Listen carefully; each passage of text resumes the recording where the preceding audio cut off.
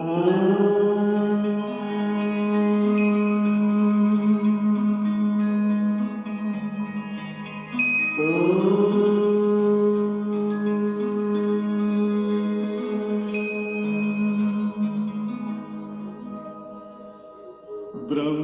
से शिव बाबा पधारे, बोलते ध्वनियों। ब्रह्म से शिव बाबा पधारे, बोलते ध्वनियों। ब्रह्म मुख से मधुर वाणी, बोलते ध्वनियों। ब्रह्म से शिव बाबा पधारे,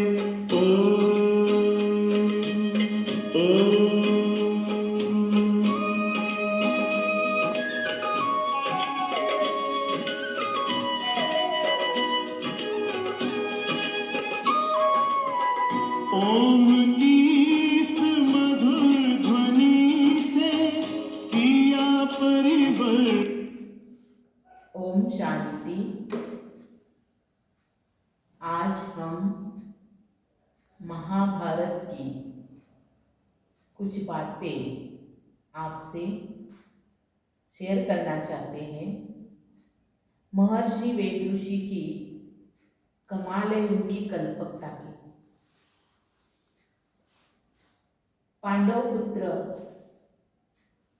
अज्ञात काल, पांडवों का अज्ञात काल समाप्ति की ओर आ रहा था। कुछ समय शेष रहा था, कुछ समय बाकी रहे थे। जंगल में कहाँ छिपकर रहने के लिए जगह मिलती है वह ढूंढ रहे थे। 5 पांडवों के साथ द्रौपदी भी थी। आकाश मंडल से शनिदेव जा रहे थे। शनिदेव की नजर जंगल में जगह ढूंढ रहे पांडवों की तरफ गई। शनिदेव सोचता है कि आज हम इस पांडवों की परीक्षा लेंगे कि इसमें सबसे बुद्धिमान कौन है। आकाश मंडल से शनिदेव धरती पर आते हैं और जंगल में ही एक महल बनाते हैं। और वह महल बहुत ही जादुई महल था, मायावी महल था। 5 पांडव जंगल में जगह जगह घूम रहे थे। इतने में भीम की नजर उस महल के तरफ गई।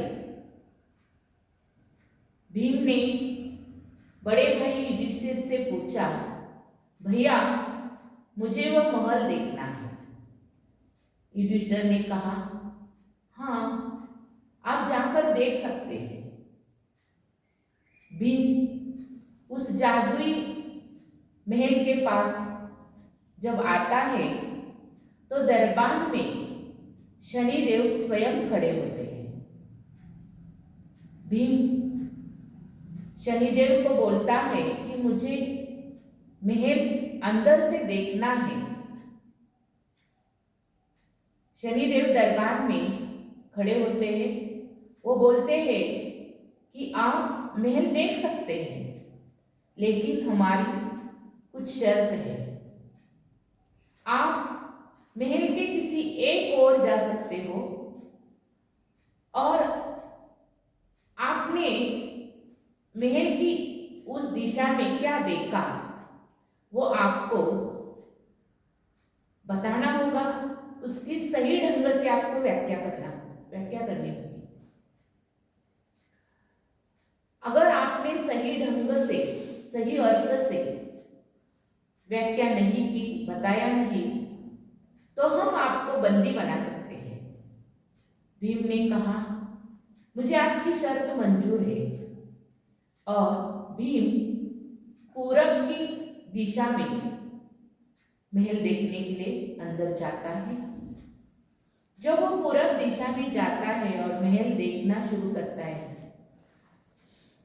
तो उन्होंने देखा बहुत से पेड़ थे, बहुत से पंछी थे, पशु थे और बहुत ही सुंदर अजीब सा नजारा था। वो आगे जाता है, आगे 3 कुएं होती है, बीच में एक बहुत बड़ी कुएं होती है और उसके आजू बाजू में छोटी छोटी कुएं होती है। बीच के जो कुआं थी वो बहुत ही पानी से उफान रही थी। थोड़े समय के बाद वो बड़ी कुआं, बीच वाली बड़ी कुआं अपने आजू बाजू के 2 छोटे कुएं में पानी उफान रही थी। छोटी छोटी कुएं कुछ समय के बाद उफान रही, लेकिन बीच की जो बड़ी कुआं थी वह पानी से आधी ही रह गई।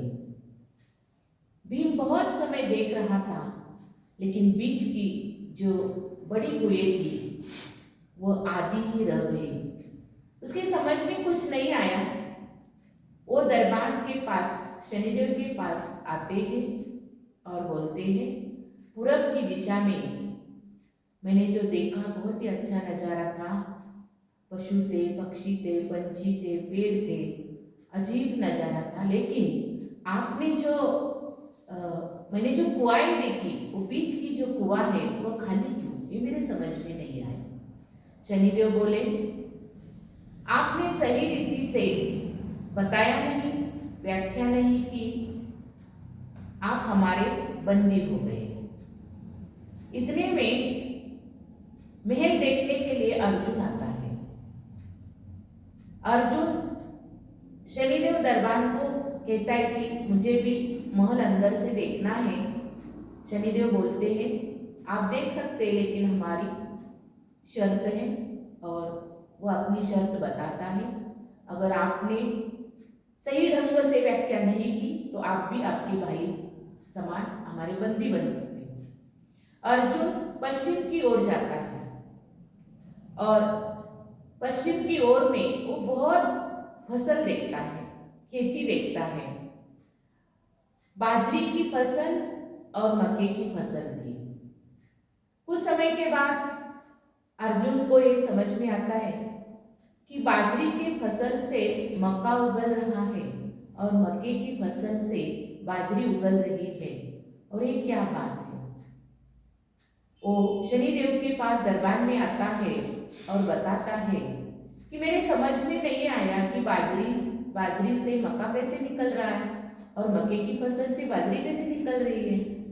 शनिदेव बोलता है कि आपने भी सही रीति से हमें बताया नहीं, सही व्याख्या नहीं की, आप हमारे भी बंदी हो गए।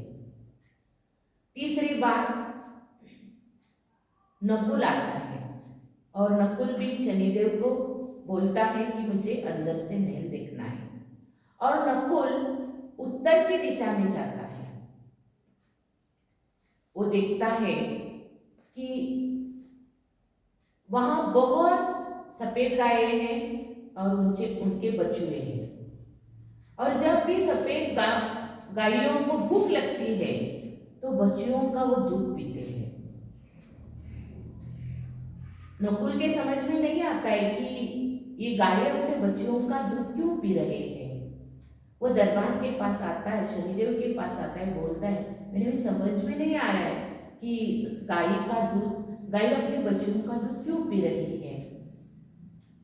तो शनिदेव बोलता है आप भी हमारे बंदी हो गए। इतने में चौथी बार सहदेव आता है और सहदेव बोलता है मुझे भी अंदर से महल देखना है। मेरे 3 भाई महल देखने के लिए अंदर गए हैं और मुझे भी देखना है। दरबार में शनिदेव बोलता है कि आप देख सकते हैं, लेकिन आपके भाइयों की तरह आपको भी मेरी शर्त मंजूर करनी होगी। आप महल के किसी एक दिशा की ओर जा सकते हैं और आपने वहां क्या देखा वो आपको बताना होगा। और सहदेव दक्षिण दिशा की ओर जाता है और महल देखने लगता है। तो एक नजारा देखता है कि बहुत बड़ी सोने की शिला गिड़गिड़ाते हुए एक चांदी सिक्के पर टिकी हुई है। सहदेव बहुत सोचता है कि इतनी बड़ी सोने की शिला है और छोटे से चांदी के सिक्के में कैसे टिकी है। वो हिलती है, डगमगाती है, लेकिन गिरती नहीं है। वो दरबार शनिदेव के पास आता है और बोलता है कि मेरे समझ में नहीं आया, इतनी बड़ी शिला एक चांदी के सिक्के पर कैसे टिकी हुई है। तो शनिदेव बोलता है, आप भी आपके भाई जैसे हमारे बंदी हो गए। और इतने में युधिष्ठिर सोचता है, मेरे चारों भाई अभी तक क्यों नहीं आए। वो द्रौपदी को साथ लेकर उस महल में आता है और शनिदेव से बोलता है कि मेरे चारों भाई ये महल देखने के आए हैं, वो वापस नहीं आए। शनिदेव बोलता है कि उनको मैंने एक शर्त रखी थी और वह उन्होंने पूर्ण नहीं की, इसलिए वह हमारे बंदी बन गए। युधिष्ठिर भीम से पूछता है, आपने महल के पूर्व दिशा की ओर क्या देखा। भीम बोलता है, भाई मैंने जो नजारा देखा, बहुत पेड़ थे, पशु थे, पंछी थे, पक्षी थे।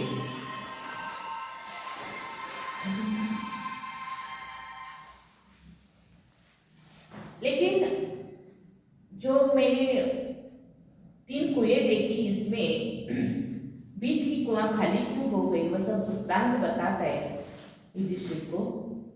युधिष्ठिर बताता है, कलयुग में ये होने वाला है।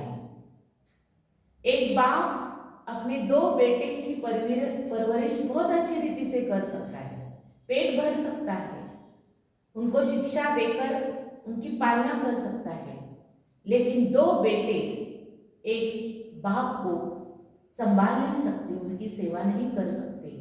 कलयुग में ये होने वाला है। और ये बात बताने से भीम की बंदी खाने से मुक्ति हो गई। युधिष्ठिर अर्जुन से पूछता है, अर्जुन तुमने महल के अंदर क्या देखा। अर्जुन बोलता है कि वो बाजरी के फसल में मक्के उगल रहे हैं, मक्के की फसल में बाजरी उगल रही है, मेरे समझ में नहीं आया कुछ। युधिष्ठिर बोलता है कि कलयुग में ये होने वाला है, वंश परिवर्तन होने वाला है। ब्राह्मण के घर में शूद्र की बेटी शादी करके जाएगी, शूद्र के घर में ब्राह्मण की बेटी शादी करके जाएगी। वंश परिवर्तन होने वाला है, ये कलयुग में होने वाला है। और अर्जुन की भी बंदी खाने से मुक्ति हो गई। युधिष्ठिर नकुल से पूछता है, नकुल तुमने अंदर जाकर क्या देखा।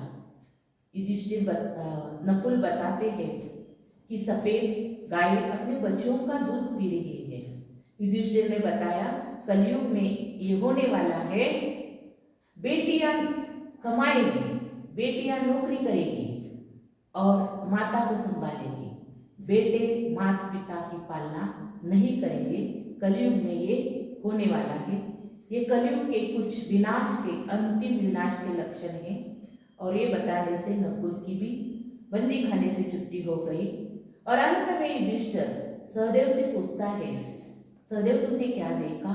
सहदेव बताता है, बहुत बड़ी सोने की शिला गिड़गिड़ाते हुए एक चांदी के सिक्के पर टिकी हुई है। युधिष्ठिर बताते हैं, कलयुग में ये होने वाला है। पाप धर्म को दबाता है, फिर भी धर्म डूबता नहीं है, धर्म बचता है। और कलयुग में ये होने वाला है। कमाल है उस महर्षि वेद ऋषि की, जिन्होंने 5000 वर्ष के पहले कलयुग के अंतिम विनाश के जो लक्षण हैं, वो 5000 वर्ष पहले इस पात्रों के अनुसार बताए हैं। आज महाभारत का अंतिम समय एपिसोड शुरू है और महाभारत के जितने भी पात्र हैं वो हमें इस दुनिया में देखने के लिए मिलते हैं। ओम शांति।